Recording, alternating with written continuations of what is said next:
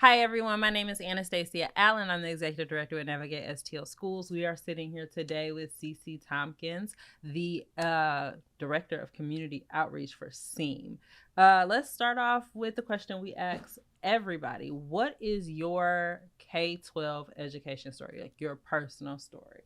Yeah, well, thanks for having me here. Love to share a little bit more about my story before we get into what we do as an organization. But I was actually really fortunate growing up that my mother was a private school teacher. So I went to two different private schools growing up in New York. And then when we moved to St. Louis, went to one private school here that really wasn't quite the best fit for me. Mm-hmm. And then actually went to a great public school in the Clayton district. So I was really fortunate to be able to find the best fit school for myself and explore my different options. And also, I think it's great to have the experience of being both at a private and a public school as well. So you said you went to public school and private school, and you had a parent that really was able to help you navigate that space and find what was going to be a good fit for you. Uh, how does that tie into what you do today, and really what is SEAM? Yeah, so CEAM stands for the Children's Education Alliance of Missouri. And when I started out with CEAM, I actually did similar work that Navigate does, where I just worked with families to help them find the best fit school for their kids. So I think that personal experience of being able to explore my different options to find the best fit really kind of opened my mind up that it's not necessarily about just doing your best at your neighborhood school, but really exploring all of your options. Mm-hmm. And then CEAM as well, we work with parents and empower parents to improve education in Missouri. We take groups of parents to the state capitol to work on K-12 education legislation. So it's more than just helping parents find the best fit. It's about parents being empowered to create better options for more families all across the state. Create better options. That's a really deep statement. As we think about like what is happening in the space in St. Louis, there are in the city alone over 125 different school options: public, private, charter, independent, magnet, X, Y, and Z. And that can be really difficult. And so when you talk about creating other options, what does that look like, or what does that mean in terms of like the challenges that St. Louis is facing when it comes to education? Yeah, so there are a lot of great options for families already in St. Louis, charter, magnet, traditional public, but a lot of the private schools previously weren't really an option for Mm-hmm. families. I mean, there's the financial barriers of attending a private school. And so as far as what it means to create new options, it's creating new pathways to access some of those programs. And so we were really fortunate just this past year to pass a new scholarship program in Missouri that gives parents the opportunity to pay for private school education. In addition to that, there was a new program that was passed in 2018, and there's another law that was created to improve it called the Missouri Course Access Program, which gives families over 18 different virtual programs to choose from. Oh, So virtual like homeschool. essentially, except I mean, there's with these programs, it's a variety of programs ranging from part-time virtual to full-time to um, courses where you pace yourself and learn on your own schedule, or you can actually have live classroom time. Mm-hmm. So it's just a lot of options for families. So creating more opportunities for parents to find the best fit for their kids is just key. So. You mentioned financial barriers. One of the programs that SEAM has been kind of out in the community promoting a lot is the ESA program. What is an ESA, and how did you guys get to the point where this program launched? Yeah, so ESAs exist, or similar types of programs, and exist in over 30 other states.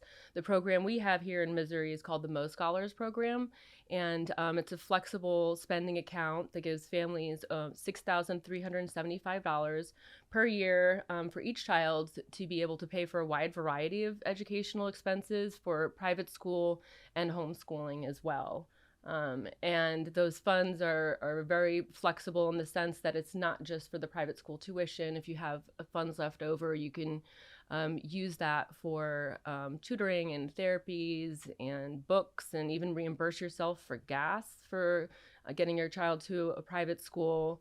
And then your other question about how did it launch, it was really the effort of thousands of parents across the state of Missouri, making phone calls, sending emails, making trips to the Capitol, and fighting to create this opportunity. And after about 10 years of this type of advocacy, we finally got a bill passed in 2021. And this is the very first year that the program is being utilized by parents. So it's pretty exciting. 10 years of parent activism. Mm-hmm. Yep. Why do you think that a program like this was important? You said it exists in over 30 states. Why was it so important that parents fought for 10 years to do this work? I mean, we do have a lot of great options in St. Louis City, but as soon as you get just like a mile out of the city, just from where we are here today, you drive a mile out into North County, and parents really don't have any educational options there. Their only option is their neighborhood school or homeschooling, which just wasn't enough. I mean, some of the lowest performing schools are out in North County and in rural parts of the state as well. Mm-hmm. People don't realize that it's not just an urban issue. And so for families, a private school in their neighborhood was going to be the best fit for their child. And without that financial ability to pay for it, it's just parents were really kind of felt trapped in their schools. Wow. So this is a statewide program. Where does the money come from for the scholarships? So the money is actually all raised through donations. So it's not like a voucher program where you're just taking the dollars that would normally go to your public school and redirecting it to a private school. This is all raised through donations, and the donors receive 100% tax credit in return.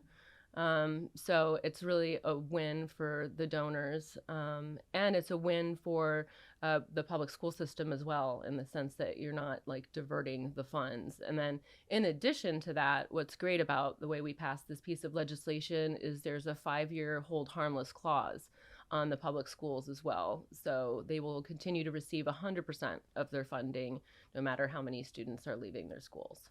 Oh, wow. So it doesn't even impact the public school system in that area in that way. So they still get the money that they were getting as if that student attended that school, but the family has the opportunity to take their talents to South Beach, like LeBron. I don't know, like what a good one for that would be. But is that's what you're saying, that the school gets to keep the funding as if the student was still enrolled, but the family can find a space that's going to allow their child to kind of reach their full learning potential? Absolutely, yeah. So they receive 100% of their funding, and that's fewer students that they're educating. So if anything, it's almost like profitable for them. That creates more resources for the students that are remaining in those schools.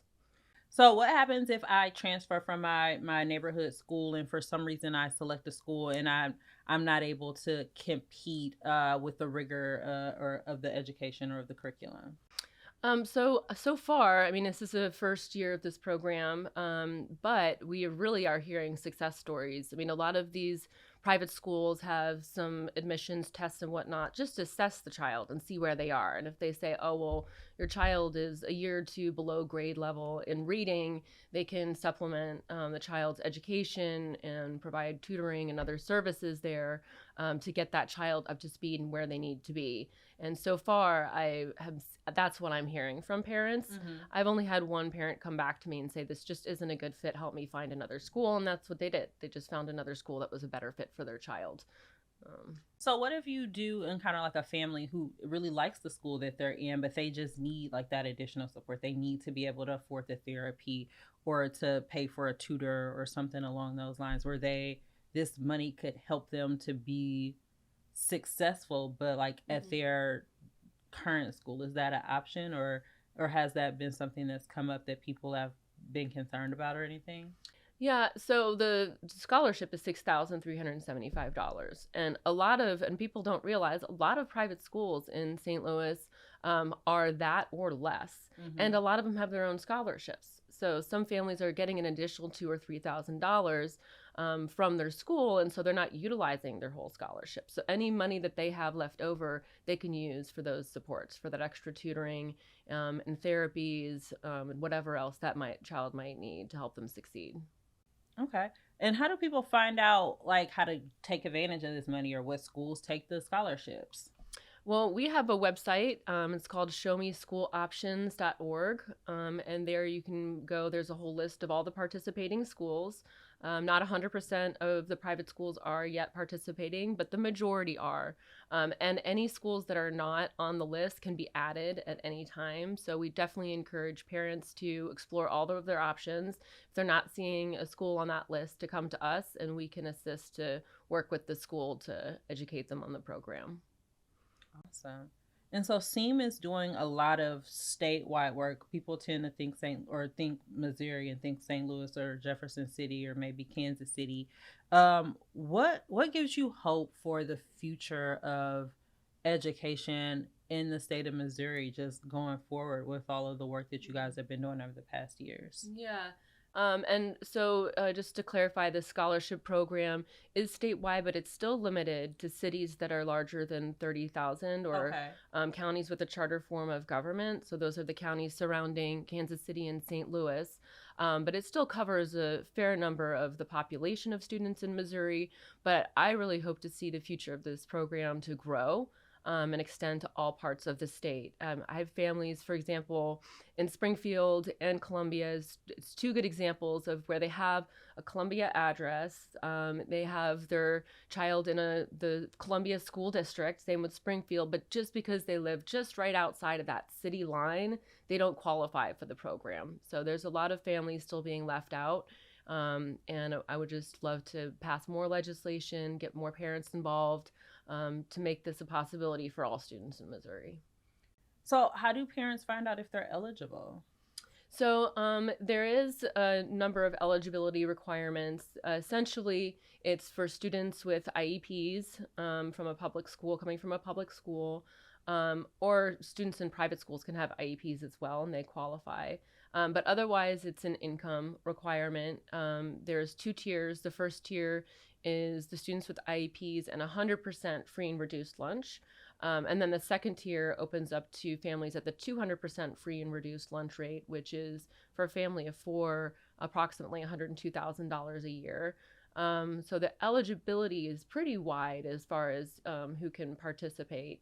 But we do have on our website as well a little survey that you can take to see if you're eligible. So you can fill that out and it'll let you know. And so we've talked about the kind of different options that exist, the landscape in St. Louis City a little bit, and then some of the region as a whole. What do you think is the most important thing that parents need to understand as they're navigating the education system as a whole today? I think the main thing they really need to understand is to be patient and explore all your options because there Mm-hmm. are so many more now than there were just a few years ago. So reaching out to an organization such as yours can really be helpful in identifying what are the important things. What are you looking for in a school? Is it rigorous academics? It may not be for everyone. It could be safety issue. Maybe they want a very diverse, inclusive school where they know their child isn't going to be bullied. So there's a lot of different reasons why families pick schools. So I think just really evaluating, maybe making a list of your priorities, and then reaching out and getting help to understand what types of schools are out there that can meet your child's needs. Awesome. And then I guess my final question to you is, as you think about doing the research and everything that parents have going on, how do people get involved with SEAM and to really bring attention to the issues that they think that are important to their community? Yeah, there's a lot of ways to get involved. I often mention going to the Capitol, which is one of the more impactful things you can do, connecting with your legislators. But I've also organized a lot of local meetings with families to sit down just at a public library or at a nonprofit space somewhere to have that opportunity to develop relationships with their legislators and let them know what's important to them. So I think there's a lot of ways that can look, and it can even just be a matter of making a quick phone call or sending an email. So just signing up to get involved with us. And if any parents are inspired to want to connect with legislators, we can make that happen so they can reach out to me at any time. And how do people find you? How do people get connected to SEAM? How do people find out about the scholarships? Well, we have a couple different websites. Our main website is ceamteam.org. The scholarship website is showmeschooloptions.org.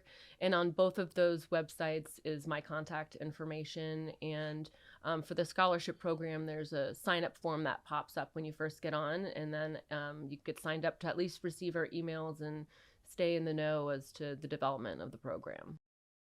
One last question. I know you said this is the first year that the funds are available. How many scholarships do you think that they'll be able to give out over the course of the next couple of years? Like, is there a cap? How do you find that out?